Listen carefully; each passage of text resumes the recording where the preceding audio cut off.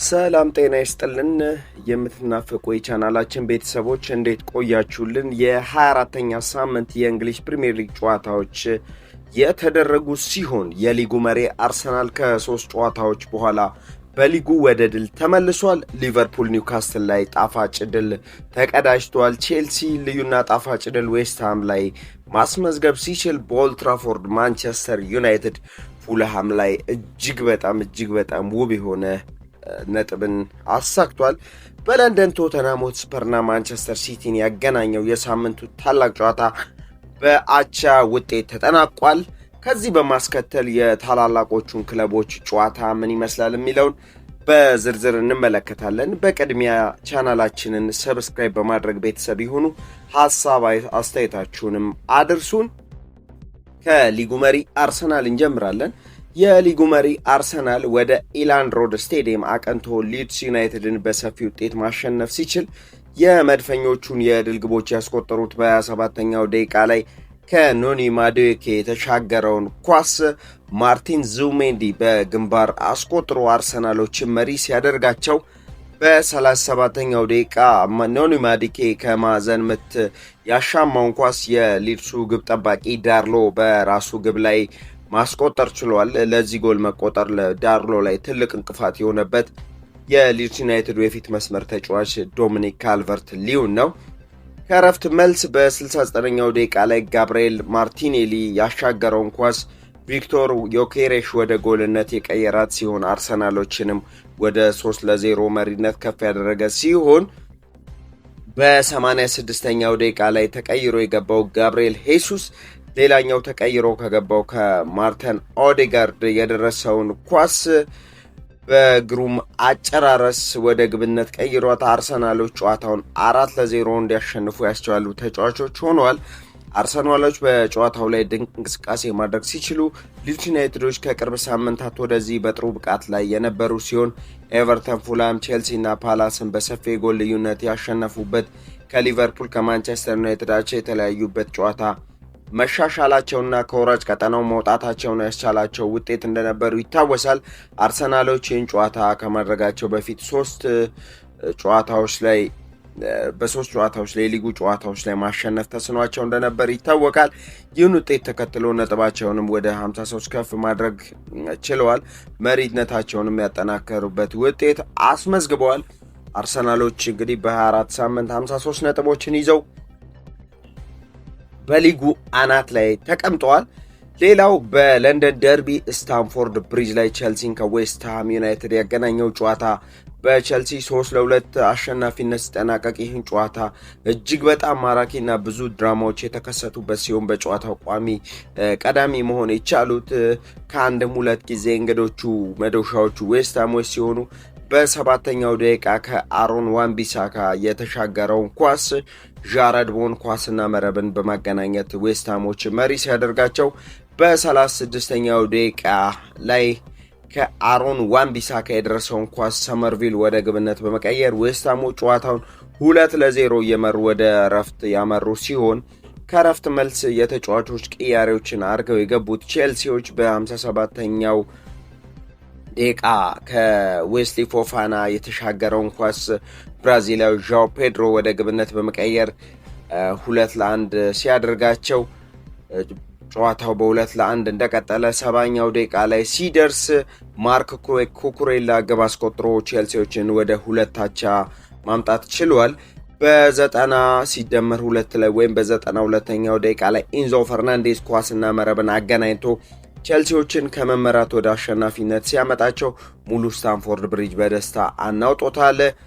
ቼልሲዎች ነጥባቸውንም 40 በማድረስ ለቶፕ 4 ፉክክር ውስጥ እጅግ በጣም እየተፋለሙ ይገኛል። ቼልሲዎች አሰልጣኝ ሊያም ጄምስ ሮሴነርን ከቀጠሩ በኋላ በፕሪሚየር ሊጉ በርከት ያሉ ጨዋታዎችን እያሸነፉ ይገኛሉ። በሳምንቱ አጋማሽም በአውሮፓ ቻምፒየንስ ሊግ ወደ ደቡብ ጣሊያን አቅንተው ናፖሊን አሸንፈው እንደተመለሱ ይታወቃል።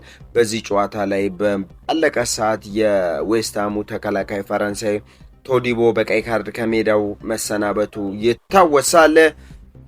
ሌላው በአንፊልድ ሮድ ሊቨርፑልና ኒውካስትል ዩናይትድ ያደረጉት ጨዋታ በሊቨርፑል የበላይነት የተጠናቀቀ ሲሆን በጨዋታው ጎሎቹን ያስቆጠሩት ተጫዋቾች በ36ኛው ደቂቃ ላይ አንቶኒ ጎርደን ኳስና መረብን አገናኝተው መሪ ኒውካስትሎችን ቢያደርጋቸውም በ41ኛው ደቂቃ ከፍሎሪያን ቨርትዝ የደረሰውን ኳስ ሁጎ ኢኪቲኬ ወደ ጎልነት በመቀየር አቻነት ሲመልሳቸው ብዙም ሳይቆይ በ43ኛው ደቂቃ ከሃንጋሪ ሜሎስ ኪርኪዝ የደረሰውን ኳስ ድንቁ ግብ አስቆጣሪ ሁጎ ኢኪቲኬ ሊቨርፑሎች መሪ ሲያደርጋቸው ከረፍት መልስ በ67ኛው ደቂቃ ከሞሐመድ ሳላህ የደረሰውን ኳስ ፍሎሪያን ቨርትዝ ኳስና መረብን ሲያገናኝ አራተኛውን ጎል ያስቆጠረውና የመጨረሻውን ጎል ያስቆጠረው በ93ኛው ደቂቃ ላይ በቅርቡ ወላጅ አባቱን በሞት ያጣው ኢብራሂም ኮናቴ ኳስና መረብን ማገናኘት ችለዋል።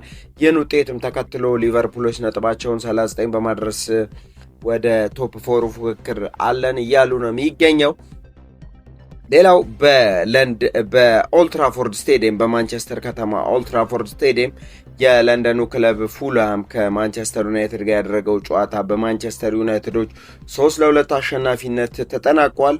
ቀዳሚውን ግብ ማስቆጠር የቻሉት ማንቸስተር ዩናይትዶች በ19ኛው ደቂቃ ከብሩኖ ፈርናንዴዝ የደረሰውን የቅጣት ምት ኳስ ብራዚላዊ ካርሎስ ሄንሪኬ ካዝሜሮ በግንባሩ አስቆጥሮ ማንቸስተር ዩናይትዶች መሪ ሲያደርጋቸው ከረፍት መልስ በ56ኛው ደቂቃ ላይ ከካርሎስ ሄንሪኬ ካዝሜሮ የደረሰውን ኳስ ማቲያስ ኩኛ በእግሩ ማጨራረስ ወደ ግብነት በመቀየር ማንቸስተር ዩናይትድን መሪ ማድረግ ሲችሉ በ85ኛው ደቂቃ ላይ ሃሪ ማጓየር ራውል ሂሜኔዝ ላይ የሰራው ጥፋት የፍጹም ቅጣት ምት ለፉላሞች አስገኝቶ ሜክሲኮዊ የፊት መስመር ተጫዋች ራውል ሂሜኔዝ የፍጹም ቅጣት ምቱን ወደ ግብነት ቀይሮ ጨዋታውን ወደ 2-1 ሲያመጣው በ90 ሲደመር 2 ወይም 92ኛው ደቂቃ ላይ ተቀይሮ የገባው ብራዚላዊ ኬቨን ፉልሃሞችን ወደ 2 አቻነት ግሩም ጎል አስቆጥሮ ቢመልሳቸውም ከደቂቃዎች ቆይታ በኋላ በ94ኛው ደቂቃ ላይ ከብሩኖ ፈርናንዴዝ የደረሰውን ኳስ ቁመተ መለሎ ስሎቫኒያዊ የፊት መስመር ተጫዋች ቤንጃሚን ሼሽኮ ወደ ጎልነት በመቀየር ታላቁ ማንቸስተር ዩናይትድን አሸናፊ ማድረግ ችሏል።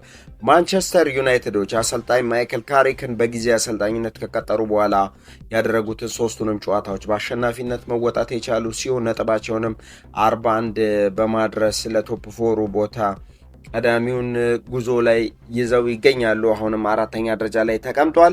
ሌላኛው የሳምንቱ ታላቅ ጨዋታ የነበረው በለንደን ቶተንሃም ሆትስፐር ስቴዲየም በማንቸስተር ሲቲ እና በቶተንሃም መካከል የተደረገው ጨዋታ 2-2 አቻ በሆነ ውጤት ተጠናቋል። ግቦቹን ያስቆጠሩት በ11ኛው ደቂቃ ከኤርሊንግ ሃላንድ የደረሰውን ኳስ ፈረንሳዊ ጥበበኛ ሪያን ሼርኪ ኳስና መረብን አገናኝቶ ማንቸስተር ሲቲዎችን መሪ ሲያደርጋቸው በ44ኛው ደቂቃ ከበርናርዶ ሲልቫ የደረሰውን ኳስ ጋናዊ ድንቅ ተጫዋች አንቶን ሴሜኒዮ የሲቲን ሁለተኛ ግብ ሲያስቆጥር ከረፍት መልስ በ52ኛው ደቂቃ የማንቸስተር ሲቲው ተከላካይ ማርክ ጉይ ከዶሚኒክ ሶላንኬ ጋር በፈጠሩት ግፊያ ኳሱን በራሱ ግብ ላይ አስቆጥሯል። ኋላም ግን ጎሉ በዶሚኒክ ሶላንኬ ተይዟል።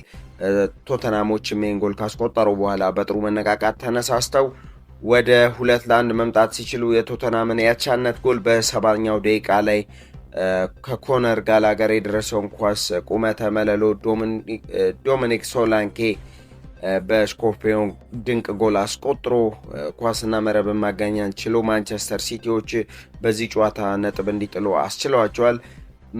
ማንቸስተር ሲቲዎች ነጥብ መጣላቸውንም ተከትለው ከመሪው አርሰናል ጋር ያላቸው የነጥብ ልዩነት ወደ 6 የሰፋበት ሁኔታ ተፈጥሯል። በዚህ ሳምንት አርሰናል የራሱን ጨዋታ አሸንፎ ማንቸስተር ሲቲ አቻ ወጥቶ አስቶን ቪላ በሜዳው በቪላ ፓርክ በብሬንትፎርድ 1-0 መሸነፉን ተከትሎ ከቪላ ጋር ያለው የነጥብ ልዩነት ወደ 7 ሲሰፋ ከማንቸስተር ሲቲ ጋር ያለው የነጥብ ልዩነት ወደ 6 ሰፍቷል።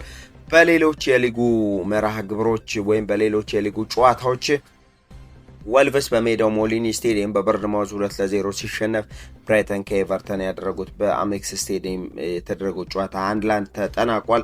አስቶን ቪላ በቪላ ፓርክ በሜዳው በብሬንትፎርድ 1-0 ሲሸነፍ በሲቲ ግራውንድ ኖቲንግሃም ፎረስት እና ክሪስታል ፓላስን ያገናኘው ጨዋታ 1-1 ተጠናቋል። የሊጉን የደረጃ ሰንጠረዥ ስንመለከት አርሰናል በ53 ነጥብ አንደኛ ደረጃ ላይ ሲቀመጥ ማንቸስተር ሲቲ በ47 ነጥብ ሁለተኛ ደረጃ ላይ ሲቀመጥ፣ አስቶን ቪላ በ46 ነጥብ ሶስተኛ ደረጃ ላይ፣ ማንቸስተር ዩናይትድ ነው በ41 ነጥብ አራተኛ ደረጃ ላይ የተቀመጠው። ቼልሲ በ40 ነጥብ አምስተኛ ደረጃ ላይ ሲቀመጥ፣ ሊቨርፑል በ39 ነጥብ አምስተኛ ደረጃ ላይ ተቀምጧል። በወራጅ ቀጠና ላይ ያሉ ክለቦችን ስንመለከት ዌስትሃም ዩናይትድ በ20 ነጥብ 18ኛ ደረጃ ላይ፣ በርንሌ በዛሬ ዕለት ጨዋታውን ያደርጋል ከሰንደርላንድ ጋር ተስተካካይ ጨዋታ ይቀርዋል። በርንሌ እስካሁን ባለው ውጤት መሰረት በ15 ነጥብ 19ኛ ደረጃ ላይ ተቀምጧል። ወልቭስ ነው በ8 ነጥብ 20ኛ ደረጃ ላይ የተቀመጡ ክለቦች ናቸው። የ24ኛ ሳምንት የመጨረሻ ቀሪ አንድ ጨዋታ በዕለተ ሰኞ በዛሬው ዕለት ምሽት 5 ሰዓት ላይ በስቴዲየም ኦፍ ላይት ሰንደርላንድ ከበርንሌይ ይጫወታሉ። ከፍተኛ ግብ አስቆጣሪዎቹን ስንመለከት ኖርዌይ የማንቸስተር ሲቲ ግዙፉ የፊት መስመር ተጫዋች ኤርሊንግ ብሮት ሆላንድ በ20 ጎሎች ሲመራ ከብሬንትፎርድ ኢጎር ቲያጎ ብራዚላዊ አጥቂ በ16 ጎሎች ይከተላል። የማንቸስተር ሲቲው አንቶን ሰመኒዮ በ11 ጎሎች ሲከተል፣ ፈረንሳይ የሊቨርፑል የፊት መስመር ተጫዋች ሁጎ ኢኪቲኬ በ10 ጎሎች ተከታትለው እየመሩ ይገኛሉ። የዛሬ መረጃዎቻችን እዚህ ጋር ስናጠቃልል በሌሎች ወቅታዊና አዳዲስ መረጃዎች እስከምንገናኝ ተማሪዎች በትምህርታችሁ፣ ሰራተኞች በስራችሁ ውጤታማ እንድትሆኑ እየተመኘን በሰላም በጤና ቆዩልን።